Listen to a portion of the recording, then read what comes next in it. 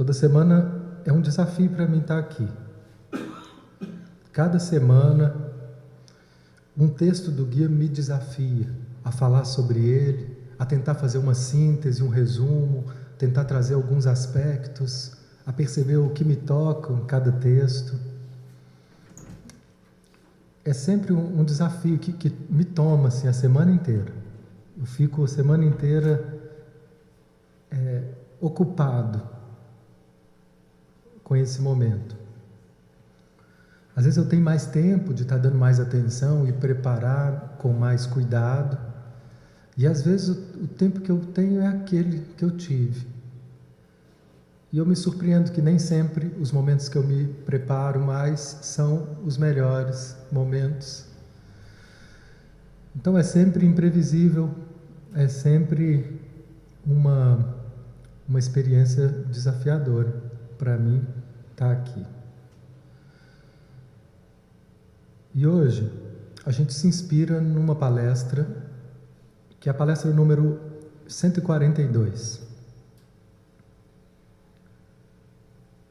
O desejo e o medo da felicidade. Também o medo de soltar o pequeno ego. Esse é o título da palestra.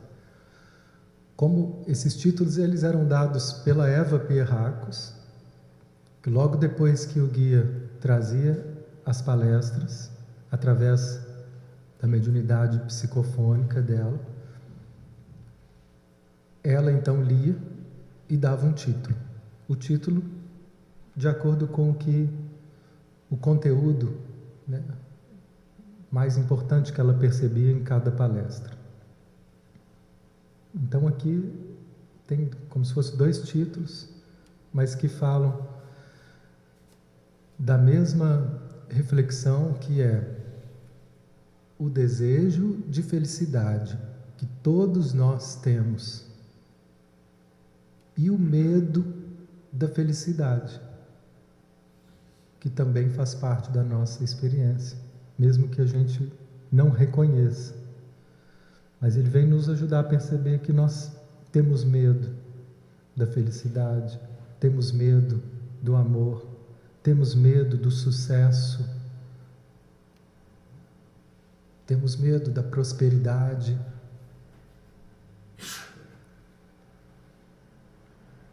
Então nós vamos refletir como que esses medos, essas dificuldades estão ligadas a soltar o nosso pequeno ego. Nosso pequeno ego é sempre um obstáculo para que a nossa vida seja plena. Então primeiro eu vou falar um pouquinho do que a gente pode entender por ego e pequeno ego. Algumas pessoas já estão mais familiarizadas com esse tema. Um outro desafio para mim é sempre esse. Tem gente que já nos acompanha há alguns anos aqui. A gente começou a fazer essas palestras em 2011, mesmo antes de eu entrar para a formação no Petwork. Hoje eu faço essa formação. E desde lá, toda semana, desde 2011, toda semana a gente traz uma palestra. A gente estudou o livro todo da Eva Pierrakos, O Caminho da Autotransformação. Começamos as palestras desde a 1 até a 108. Depois eu parei para trazer palestras que estão agora ligadas à minha formação.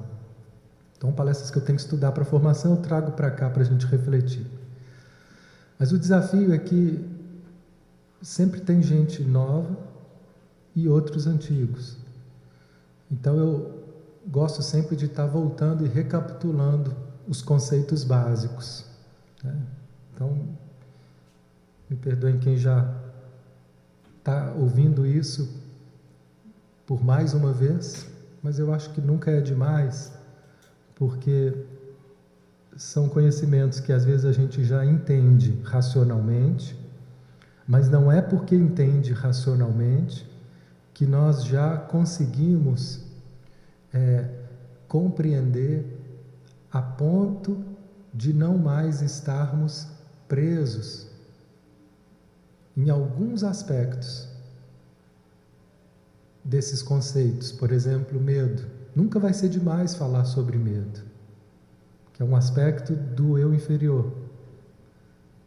Enquanto, toda vez que a gente tocar nisso, nós vamos ter a oportunidade de olhar ou para um medo diferente, ou para um outro aspecto dos medos que eu já conheço.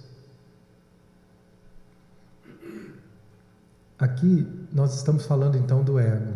Como que a gente pode entender o ego? Essa estrutura, né, que faz com que eu me defina como pessoa. O ego é sempre algo pessoal.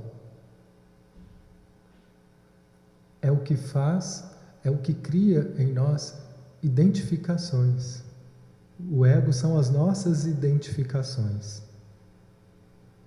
Então hoje, o meu ego é masculino, quando eu me identifico com o corpo de homem.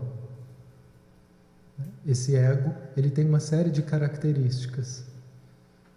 Esse ego pode ser mais ou menos irritadiço, ele tem características emocionais, profissionais, né? Nós temos na nossa vida toda uma expressão de personalidade que a gente chama de ego, tudo aquilo que a gente se identifica. E algumas dessas identificações podem ser saudáveis e não nos atrapalham na nossa vida. Por exemplo, eu posso me identificar com esse corpo e assumir essa masculinidade de uma forma saudável, com respeito a ele, com respeito ao feminino. E posso também me identificar com a ideia de ser homem, e junto com essa ideia existe uma identificação que ser homem é dar conta de tudo, ser homem é ter a última palavra, ser homem é dominar. Nesse caso, nós vamos estar vendo um ego doente, um ego distorcido, né? Há quem diga que todo ego é um obstáculo, mas nós precisamos dele nesse estado da nossa vida. Na essência da essência, a gente pode dizer, somos deuses, somos seres tão puros que a gente não pode chamar de homem e mulher, que é muito além desse corpo. Mas onde a nossa consciência se expressa hoje é nesse corpo, é nessa família, é com essa profissão, é aqui que a gente está sendo chamado a oferecer o nosso melhor, com toda essa estrutura aqui de ego. Então ele chama de pequeno ego toda essa dimensão que se agarra às ideias que limitam. Por isso é pequeno, porque limita a expressão, né? Jesus tinha ego? Tinha, né? O filho de Maria era um homem, né? Ele tinha o ego. E esse ego fez uma escolha. A escolha que ele fez foi abrir mão. Abrir mão dos benefícios pessoais. Abrir mão de tudo aquilo que poderia ser vantajoso para aquele ego. Como, por exemplo, um poder, domínio. E decidiu, então, devotar toda a sua vida para a comunidade, para ajudar a humanidade. Então, toda a atitude dele se tornou impessoal ou transpessoal. Não estava a favor de se atender como pessoa. Então ele falava, eu estou aqui para atender a vontade de meu Pai. Não me importa a minha vontade, me importa a vontade do meu Pai. E é da vontade do meu Pai que eu viva por amor. Então ela começa dizendo assim, para tudo que existe, há um entendimento correto e um entendimento distorcido. Então, por isso é que a gente precisa, às vezes, voltar várias vezes em algo que a gente já entendeu, para que a gente possa estar alcançando uma maior profundidade daquilo que a gente já entendeu. Porque a gente corre o risco de olhar para esse conhecimento com o olhar desse pequeno ego, cheio de revoltas, rebeldias, inseguranças, culpas. Se eu olho com culpa para o movimento cristão, para a vida do Cristo, eu vou estar vendo de uma forma distorcida. E posso tender a acreditar que seguir Jesus significa sofrer. E eu pego esse aspecto da vida dele, porque ele teve um momento que ele sofreu, e passo a acreditar que eu, então, devo sofrer para poder redimir meus pecados e estar mais próximo de Deus, expiando assim minhas culpas, de uma forma totalmente distorcida. Eu me aproprio das coisas mais sagradas.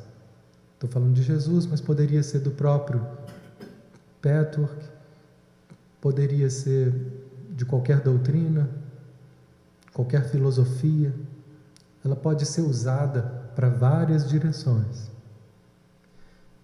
Então, quanto mais liberados nós estivermos dessas distorções, mais claro e correto vai ser a nossa compreensão desses textos e dessas lições. Então aqui nós vamos falar da visão equivocada de renunciar o ego. A mesma coisa acontece com renunciar ao ego exterior. Isso também pode existir de uma maneira distorcida, desequilibrada e, portanto, doentia. Então a gente já começa associando a ideia de felicidade, a ideia da gente estar renunciando ao ego. Renunciando ao ego como o império. Né? É eu saber que eu tenho um corpo, mas eu não sou um corpo. É saber que eu hoje trabalho como psicólogo, mas eu não sou psicólogo o tempo inteiro. Se eu quiser ser psicólogo o tempo inteiro, né, minha mulher não vai me aguentar. É assim, minhas filhas não vão me aguentar. Ali eu tenho que sair desse lugar. E assim com tudo aquilo que a gente se identifica de uma forma rígida. Nós precisamos soltar tudo que nos prende. Essa renúncia, ela traz paz. Mas acontece uma compreensão equivocada dessa renúncia, que é como que a gente vai se propondo a se libertar dessas pressões do ego. Pressões do ego fazem com que a gente ache que tem que ser isso ou tem que ser aquilo para ser alguém de valor. E se eu começo então a brigar com isso e querer que isso mude, que isso saia de uma forma impositiva, nós vamos ver aqui uma maneira distorcida, né? Tem muita gente que trata desses aspectos distorcidos do ego como quem trata de um obsessor, como quem trata de um maligno. É o maligno que tem que ser expulso. E aí nós vamos estar entrando em guerra conosco o tempo todo. Então, a forma de desapegar, ela é primeiro identificar aquilo, depois aceitar aquilo. E a partir daí vai vindo compreensão do que está por trás daquilo. Esse é o processo saudável de integração e transformação desses aspectos doentios. Quando a gente lida com isso com cobranças, culpas e exigências, nós estamos criando guerra. Então, isso tudo diz respeito à manipulação da nossa vontade. Como que a gente está usando a nossa vontade para lidar com esse trabalho de transformação. Então, aqui ele está dizendo que existe uma vontade direta e a vontade indireta no plano físico. A vontade direta, ela faz com que diretamente eu use a minha vontade para estender minha mão até esse copo e pegá-lo diretamente. Mas eu não posso, com essa vontade direta, me forçar a sentir algo que eu não estou sentindo. Me forçar, por exemplo, a deixar de ter medo. Eu não posso nem me forçar a relaxar. Já viu quando você está tenso e alguém chega para você e fala, relaxa? Se força se você está com sono, se força a não estar com sono. Veja se você consegue. Olha para você. E veja como que às vezes a gente quer se forçar a questões que nós não conseguimos alterar diretamente. A circulação do nosso sangue, você consegue mudar diretamente? O batimento cardíaco, diretamente, fala para ele bater mais devagar. Não está no seu controle direto. Mas nós podemos indiretamente mudar esses aspectos. Nós podemos indiretamente mudar as batidas do nosso coração. Quando, por exemplo, eu começo a respirar de uma maneira mais leve e respirar de uma maneira mais relaxada e profunda. Eu não estou diretamente fazendo o coração, mas eu estou indiretamente. Eu não posso exigir com que eu deixe de ter medo ou de ter raiva diretamente, mas eu posso dirigir a minha vontade para compreender o que está criando essa situação e a partir daí algo pode mudar indiretamente, a partir da compreensão, né? Eu posso mudar esses aspectos. Então, como a gente não sabe essas formas indiretas, a gente acaba tentando nos forçar. Ou tentando negar para ver se isso não volta mais.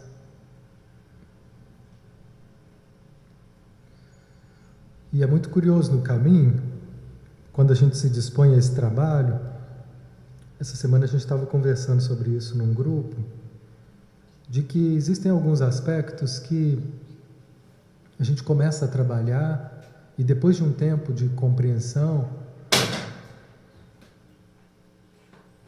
a gente percebe que eles saem de cena. A gente fica sem contato com aquilo e pode pensar, passou, eu trabalhei isso e mudei. E aí passa um tempo, quando eu vejo, está lá de novo, aquele mesmo aspecto, né? E aí vem uma irritação, um desânimo, às vezes uma decepção, né? Essa semana mesmo teve uma cliente que falou, eu vou sair da terapia porque não está funcionando, não está me ajudando. Você concorda que não está me ajudando? Porque eu continuo a mesma. Eu estou sofrendo do mesmo jeito. Então, muitas pessoas desistem, né, de um processo terapêutico ou desistem desse caminho por ansiedade. Porque não é que não está mudando, mas é que a mudança não está acontecendo no tempo que eu esperava. Então, às vezes, isso some e passa um tempo e volta porque a gente vai estar vendo outro aspecto daquela mesma questão.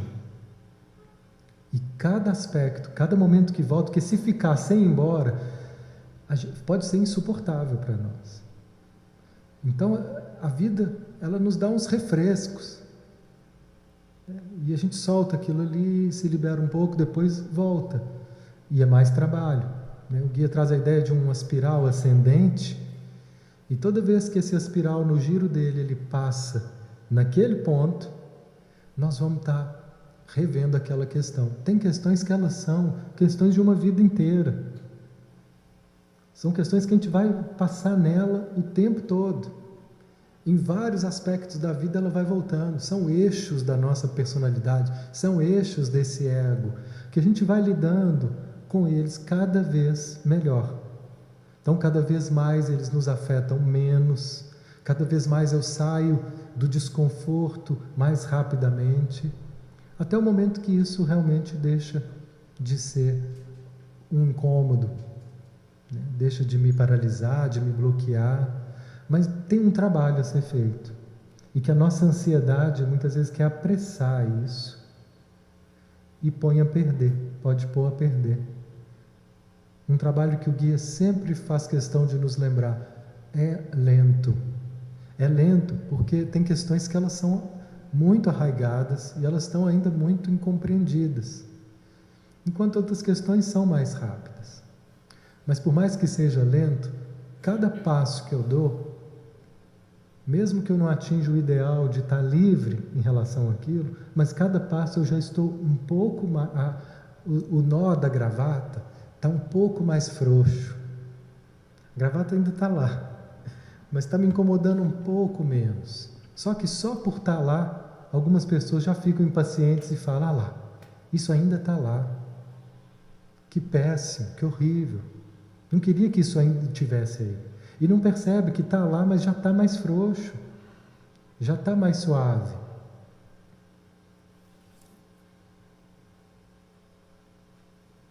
Então, às vezes, a nossa vontade não é usada nessa direção. Então ele diz, quando a vontade não é suficientemente usada, o ego vai se enfraquecendo.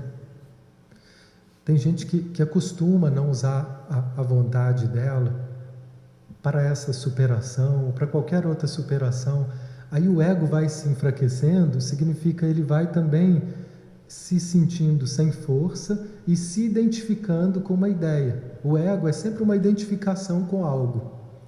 E a ideia que ele se identifica nessa hora é, eu não dou conta. Eu não vou nem tentar porque eu não vou conseguir. E aí eu vou, para que eu vou entrar nisso se isso não vai dar em nada? Para quê?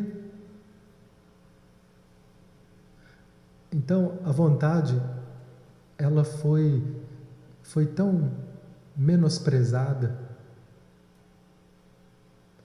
e o sentimento de menos-valia vai ficando tão grande que a gente vai se enfraquecendo. E o outro extremo disso é quando a vontade é exageradamente usada. O ego, então, ele fica forte, mas rígido demais. Então, quando o ego é muito usado, por um lado é aquele que desistiu e fala, para mim não tem jeito. Mesmo que ele não fale isso, ele fala, não, eu quero ajuda, mas lá no fundo ele já desistiu. Né? Eu tenho várias pessoas que elas vêm em terapia, elas pagam, elas querem ajuda, mas a postura interna delas é de desistência. Eu só vou conseguir ajudá-las quando eu começo a ajudá-las a perceber que no fundo elas estão ali porque elas querem que eu mude, que eu faça alguma coisa, ou que a vida mude. Mas elas mesmas, no fundo, elas não acreditam que elas são capazes de mudar, que é possível mudar. No fundo, elas estão ali, mas internamente desistidas. Então, não há o que funcione quando a pessoa está nesse estado. Porque esse estado é um estado que está fechado. Uma pessoa que, nesse estado, eu pedi ela para fechar os olhos e perceber melhor como é que ela estava se sentindo, a real disponibilidade dela para aquele trabalho naquele momento.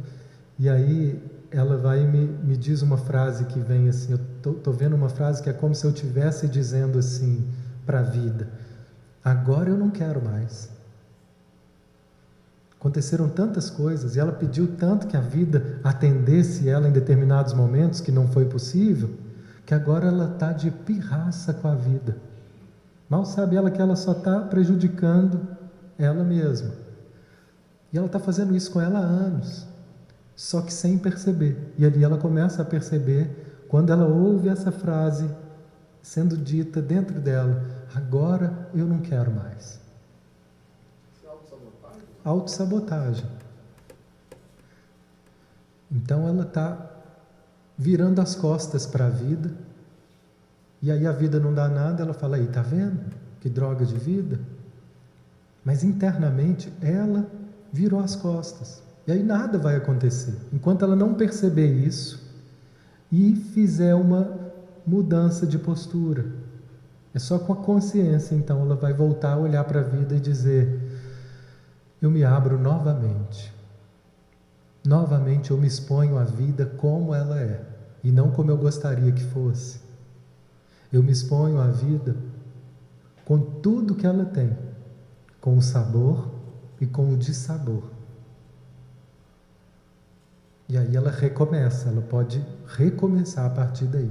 Enquanto ela não fizer esse movimento, ela vai continuar ali, fechada, reclamando e revoltada. Então, quando a vontade é muito forte, o ego, ele acha que ele tem o controle de tudo e quer controlar tudo o tempo inteiro. Quando ele é muito forte e ele é usado demasiadamente, ele fica tão esgotado, palavras do guia, que muitas vezes o resultado é o desejo de fugir de si mesmo, de soltar o ego. E sempre por motivos fracos ou motivos doentios. Nesse caso, renunciar ao ego é uma fuga que pode se tornar perigosa. Então aqui quando ele fala assim, existe um ensinamento que é correto e um que é distorcido, o correto seria a gente conseguir realmente perceber que a nossa identidade não se limita ao ego e renunciar ao ego de uma forma saudável. A forma doentia é essa aqui, a gente fugir por motivos distorcidos do que nos incomoda. Então, às vezes, são pessoas tão controladoras que elas estão o tempo inteiro tensas, o tempo inteiro preocupadas, o tempo inteiro achando que elas têm que impor a vontade delas, que tudo tem que acontecer como a vontade delas. E por mais que, às vezes, essa vontade seja repleta de boas intenções, nós estamos falando aqui da forma com que eu lido com a vida. Isso fica tão pesado que chega uma hora que a gente não aguenta e nós vamos precisar de fugir. E às vezes, quando eu falo dessas imposições, não precisa ser necessariamente a gente faz uma imagem de uma pessoa mandona.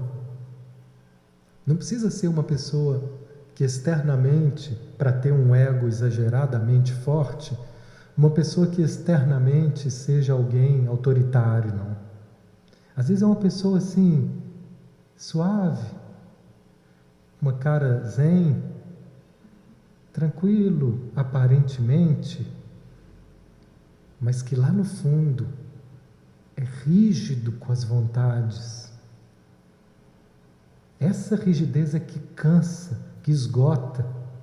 Muitas vezes no nosso dia a gente nem trabalhou tanto assim, mas está esgotado dessa rigidez, dessa ânsia de controle. Então, nesse caso, chega uma hora que a gente não aguenta, e aí a fuga disso pode ser desde as fugas mais doentias, como eu preciso de tomar uma. No meu caso é assim, gente, hoje eu mereço uma pizza. Comer é uma forma. Às vezes eu falava assim, hoje a palestra foi muito boa, eu mereço uma pizza. Ou então eu falava, não, hoje não foi legal, senti muita dificuldade para conseguir expor o tema, então eu acho que eu mereço uma pizza. Então são formas de estar relaxando um pouco dessa pressão, né, para outras pessoas. A bebida, o cigarro, as drogas. né? Essas são as fugas, as compras, sexo, né? Usar da sexualidade, eu preciso ter alguém, preciso estar com alguém, eu preciso, né? Que isso? Que necessidade é essa? Isso é um lexotan, é um alívio. Isso são as formas mais drásticas, e outras são formas mais sutis, onde eu fujo com dispersões. São fugas que me tiram da realidade, né? Aí eu fico ali, às vezes, ali na TV, eu fico ali na dispersão, começo a dar atenção para coisas que não têm menor importância, né? Tem gente que joga joguinhos, fica ali jogando joguinho no celular, um Candy Crush, um negócio, fica ali, horas ali, uma paciência, não sei mais qual joguinho que tem hoje, fica ali, para poder ver se solta o ego. O cansaço vem desse excesso de controle. Quando a gente não está nessa pressão, a nossa vida, a gente pode fazer um monte de atividade, mas isso não vai provocar essa exaustão emocional.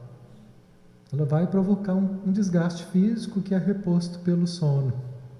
Mas esse desgaste emocional, ele vem dessa pressão que a gente se impõe, de ter que dar conta de tudo, de ter que ser o melhor, de ter que ser perfeito. Basicamente, essa é a tônica mais doentia por trás de todo o ego. É quando o ego se identifica com essa ideia distorcida. Temos que ser perfeito. E busca a perfeição de que forma? Com exigências, com controle. Existe uma forma saudável de nos aperfeiçoar, que considera, em primeiro lugar, que isso vai acontecer de uma forma gradativa. Sim, eu quero sim me aperfeiçoar em relação à minha insegurança, mas eu sei que não vai ser de uma hora para outra. Isso é saudável. Agora o ego doentio, perfeccionista, ele não quer isso para daqui um tempo. Eu exijo agora.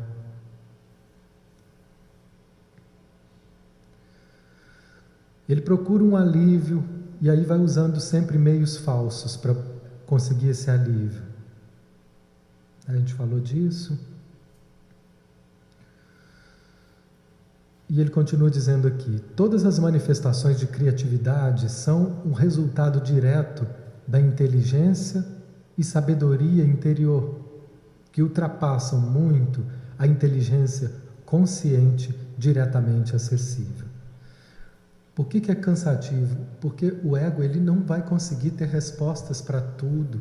A gente não tem, pensa, eu vou pensar numa solução. Aí você para e fica pensando, não vai vir uma solução nessa hora. Quanto mais você se pressionar a ter que encontrar, naquela hora não vai vir. Porque o poder criativo, ele não vem do ego, ele não vem dessa dimensão que controla.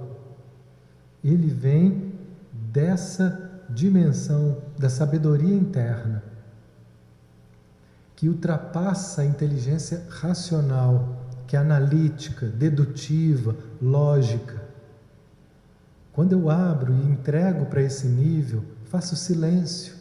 De repente, quando eu menos espero, tive uma ideia. Por que você não faz isso, isso e aquilo?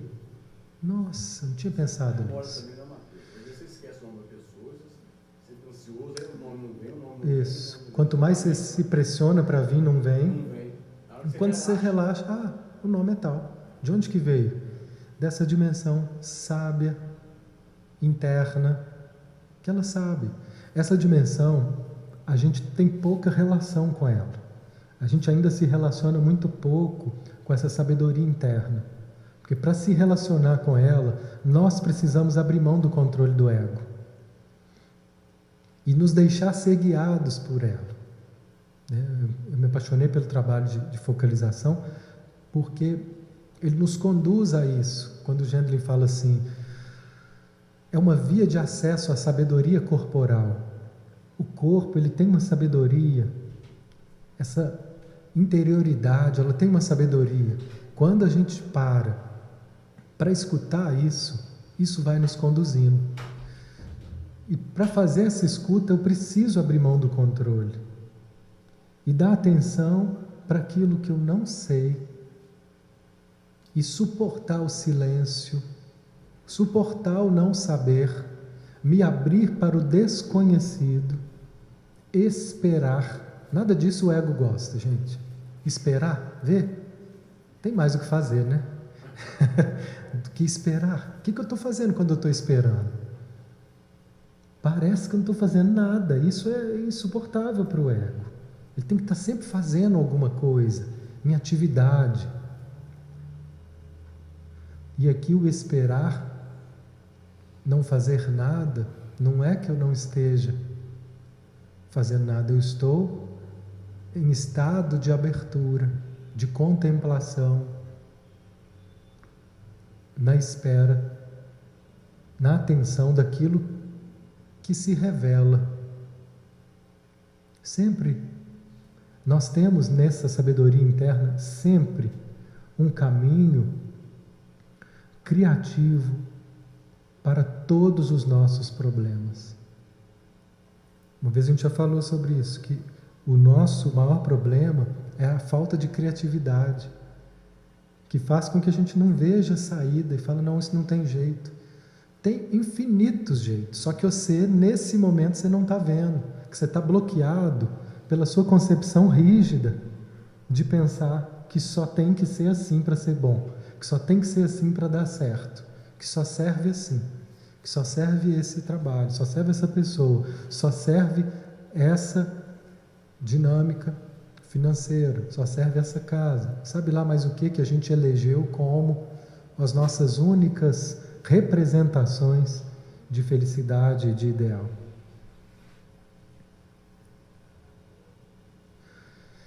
Então, todo o trabalho é a gente perceber o delicado equilíbrio de quando a gente usar o ego e de quando a gente deixar que ele fique em segundo plano.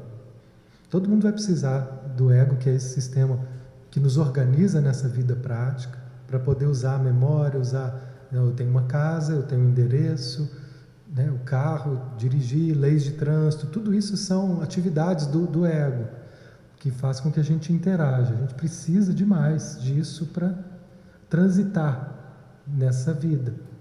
Mas tem hora que a gente não precisa da nossa memória, que a gente não vai precisar do que a gente já sabe, a gente precisa se abrir para o que eu não sei, que eu não vou precisar do meu controle, o que eu preciso é de me abrir para aquilo que possa surgir, e aí ele precisa de ficar em segundo plano. Esse equilíbrio é o caminho para que a gente possa viver de uma forma saudável. Oi. Ele está usando o ego exterior, da mesma forma que ele diria talvez o pequeno ego, o ego exterior como aquela vontade que quer controla diretamente as coisas. E o ego interno, o ego interior, seria uma outra vontade, mas que ela não está a serviço do pequeno ego. Como eu disse, a vontade foi com o ego interior que Jesus então disse: eu quero me dedicar à humanidade. Então, ele está fazendo algumas diferenciações assim. O pequeno ego, o ego exterior, ele não tem as soluções que a gente precisa para a felicidade. E é neles que a gente mais se baseia hoje para poder conquistar as coisas na nossa vida. Só que ele é limitado, ele é impotente. Então, se a gente não puder se abrir para confiar nessa outra dimensão interna, ele vai usando conceitos diferentes para nos ajudar a entender de variadas formas a essência da ideia. A essência é que nós temos uma outra dimensão que ela não está no nosso controle, mas ela está a serviço da nossa felicidade. O que eu preciso fazer com o nosso ego exterior, nosso ego prático, é deixar ela se manifestar. Deixar manifestar essa vontade interna. Né? Por exemplo, eu conheci uma pessoa que ele me dizia uma vez assim: nossa, eu fecho os olhos e penso onde que eu seria feliz. Lá dentro vem de um lugar que a gente pode chamar de interno, fica aqui dando nome, começa a vir imagens assim, de eu trabalhando com os bichos, trabalhando com os pássaros, trabalhando com a natureza. Talvez eu seria um biólogo, mas isso é inaceitável para essa concepção de ego. É um administrador que tem que manter um padrão socioeconômico que já pôs que é o certo. Então ele fica se matando para trabalhar como administrador em empresas, trabalhando 10, 12 horas por dia, se matando, sempre tenso, mas garantindo aquele padrão social, porque não é possível ainda escutar essa parte que diz: vem por aqui. Isso não parece ideal, não parece perfeito para essas noções que ele cresceu com elas. Então a gente se boicota. Aí, nesse sentido, a gente já vai entrar aqui exatamente nesse tema. O homem teme a grande experiência espiritual. Ele teme o grande ato do amor total e de se desprender do pequeno eu no êxtase da união. Todos os místicos. Saiu.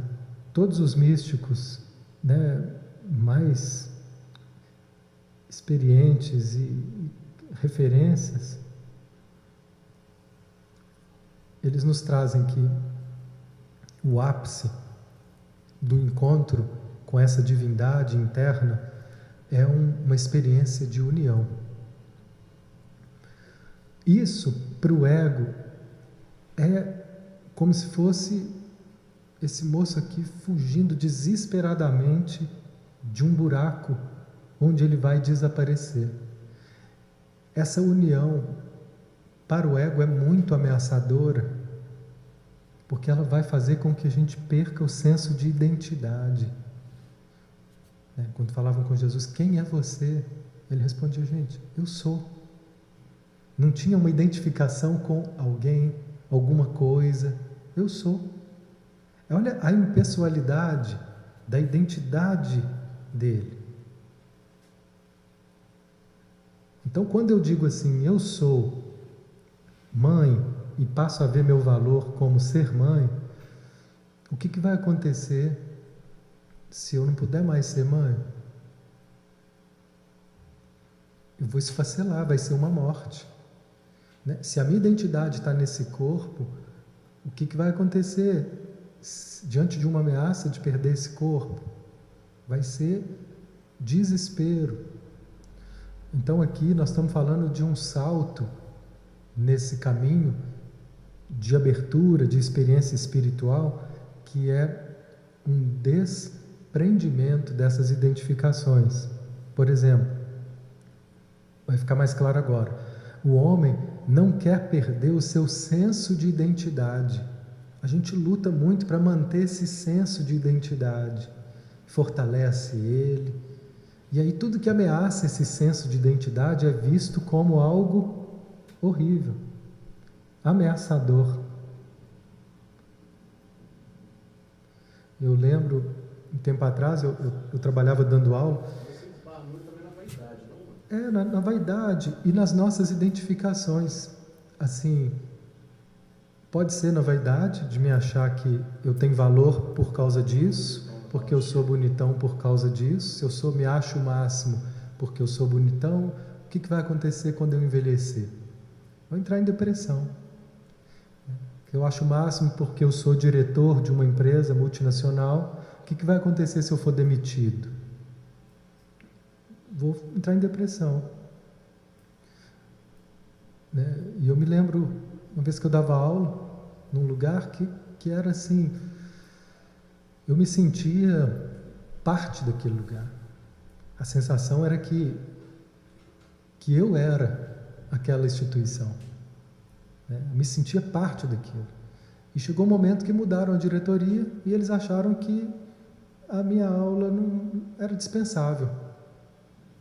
Então disseram que nós vamos te agradecer pelos bons serviços até hoje, mas agora você vai vir aqui só, né, por 2 momentos, sua atividade aqui vai ser outra. Eu me achava uma coluna daquele lugar. Era uma identificação, eu me achava parte, eu me achava uma essência daquele lugar. Mas não era. Mas era onde eu estava identificado. Quando eu perdi aquilo ali, eu fiquei transtornado. Falei, meu Deus, o que aconteceu? Falha na Matrix, deve ter dado algum problema. Deus cochilou, errou, não é possível. Tem algum erro, algum vírus entrou aqui, tem alguma coisa errada, não é possível. Eu tinha certeza que aquele era o meu lugar. Só que não. Era como eu via, era o que eu estava identificado. Mas aqueles novos diretores, eles não viam o que eu fazia como algo tão essencial assim. Para eles aquilo era reduzível, dispensável, né? E não é porque não gostavam de mim, não, é porque é uma visão diferente. E aí a gente sofre.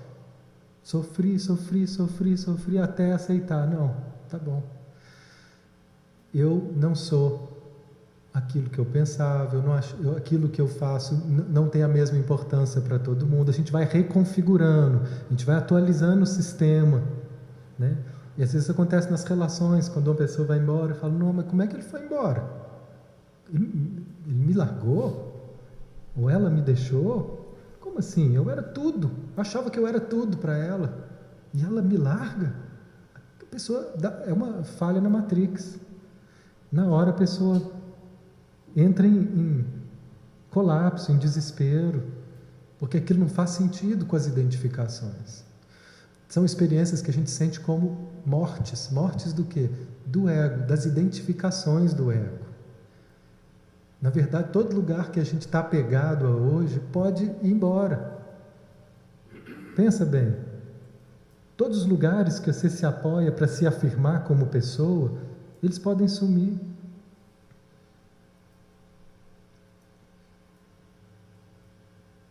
E se sumir isso, o que sobra de mim? Quem eu sou se eu não sou isso nesses aspectos sociais? Então é nesse sentido que a gente teme perder a nós mesmos, perder essa ideia de quem eu sou, essa ideia do que tem valor para mim. Isso significa para o ego não existir, não ser. Que a gente só concebe a nossa existência como alguém individual, uma pessoa individual que faz isso ou aquilo. Os mestres do Oriente, eles vêm nos dizer, que dá nó na cabeça de muitos ocidentais, de dizer assim, você não é uma pessoa. Você não é uma pessoa. Você se expressa como pessoa. Você não é o que você sente. Nada que muda é você. Você é uma consciência que se expressa, está se expressando assim por essas identificações. Isso dá nó, porque se eu não for isso que eu acho que eu sou, o que eu sou? Então o trabalho dos mestres orientais é nos ajudar a ir num trabalho de autodesconhecimento. A gente vai nos desconhecendo, nos desidentificando com aquilo que a gente achava que era nós mesmos. E por que é tão difícil? Por que é tão difícil? Vou voltar um pouquinho nesse. Nos entregar a esse ser que é. Porque às vezes nós estamos identificados com padrões tão negativos que eu penso que se eu abrir mão do controle, vai dar merda. Então eu tenho que ficar sempre controlando, por medo da negatividade que eu sei que ainda vibra. Tem gente que fala assim, eu sei que eu sou agressivo, então eu tenho que ficar me controlando. Se eu deixar e falar o que eu quero, eu vou machucar as pessoas. Eu sei que eu sou compulsivo, então eu tenho que me controlar, que se eu não cuidar, eu vou gastar mais. Vou falar demais, quando eu vejo eu já estou falando mal dos outros. Essa negatividade faz com que a gente tenha medo de nós mesmos. Por um lado, até um certo momento, isso é saudável, que a gente se controle um pouco, até que essa negatividade possa estar sendo compreendida, dissolvida, conscientizada. E é assim que nós vamos fortalecendo o nosso ego para ter confiança de que, embora eu sinta, às vezes, raiva, eu tenho confiança que essa raiva não vai me tomar. Embora eu sinta tristeza, eu tenho confiança que eu posso sentir tristeza, eu posso chorar, e que não significa que eu vou entrar em depressão, e que eu agora sou uma pessoa fraca porque eu choro. Então nós vamos aprendendo a nos fortalecer para não ter medo dessa negatividade, que num primeiro momento é tão assustadora que eu não relaxo. E quando eu não relaxo, eu não tenho contato com esse ser que eu sou e que tem caminhos divinos para a minha felicidade. Só existe felicidade se eu puder deixar esse ser falar, se eu puder permitir que ele atue e me guie na minha vida. Esse ser sábio, essa verdade interna, genuína, se eu puder soltar nas mãos desse ser. Eu tive um sonho uma vez, nós estamos preparando para encerrar, e esse sonho para mim foi assim, um marco na compreensão experiencial disso aqui. Às vezes eu falo o que eu dou conta de sair, depois quando saio daqui eu falo, puxa, podia ter falado isso ou aquilo. Nem sempre é possível expressar de uma maneira clara assuntos que às vezes são tão profundos. Mas esse sonho me ajudou a entender esse aspecto do ser. No momento que eu comecei a me envolver com o caminho oriental, eu tive um sonho que era eu chamando a mim. Eu chamando o Mateus. Eu não me via, mas eu sabia que eu era isso que me chamava. E dizia, Mateus, Mateus. E aí eu acordava. Foi só esse o sonho. Acordei assim. Mas foi um sonho que me deu a experiência, né? Foi uma das primeiras experiências assim, onde eu me vi como isso sem forma, que chamava o pequeno ego, que chamava o ego exterior, que chamava o Mateus a olhar para mim. Então o Mateus pode deixar que o ser fale, esse ser que eu sou, mas que o Mateus às vezes fica bloqueando, achando, querendo o controle. Parece coisa de doido, mas essa é a coisa mais profunda do caminho espiritual. É quando Paulo diz, não sou eu que vive, é o Cristo que vive em mim. É o pequeno ego de Paulo, deixando Cristo se expressar. E um momento Paulo estava perdido e falou, eu não sei o que eu faço, Senhor, as comunidades estão em guerra. E aí, isso é a psicografia de Chico Xavier, se não me engano, Paulo e Estevão, Jesus aparece para ele e diz, dentro dele, Paulo usa dos poderes do Espírito. Como assim? É isso. E aí ele se concentra e começa a vir com clareza o que ele tinha que fazer. O poder criativo do Espírito, que nós somos. Disse com clareza, escreva cartas e mande cartas. E ele começou então a escrever as cartas. Cartas para os Efésios, para os Filipenses. Cartas de orientações para as comunidades, porque ele não tinha como pegar um metrô para ir lá rapidinho. Não tinha um WhatsApp para mandar um áudio. Ô, gente, maneira aí, porra. Ó, Jesus, lembra de Jesus aí, pessoal. Então ele começou a mandar cartas e entregar cartas para a comunidade, que viraram referência. E essas cartas totalmente inspiradas pelo Cristo, por esse contato com o Espírito.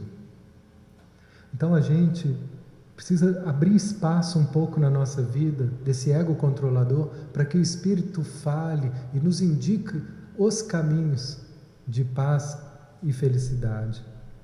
E a gente só vai conseguir dar licença para o ser falar, se eu tiver um ego saudável, que aí eu vou confiar. Se eu não tiver um ego saudável, eu vou ter medo de perder o controle, e aí eu fico ali sempre tenso, sempre no controle, sempre rígido, impedindo essa manifestação divina e criativa que somos todos nós. Por hoje é isso, pessoal. Uma boa noite a todos. Até semana que vem.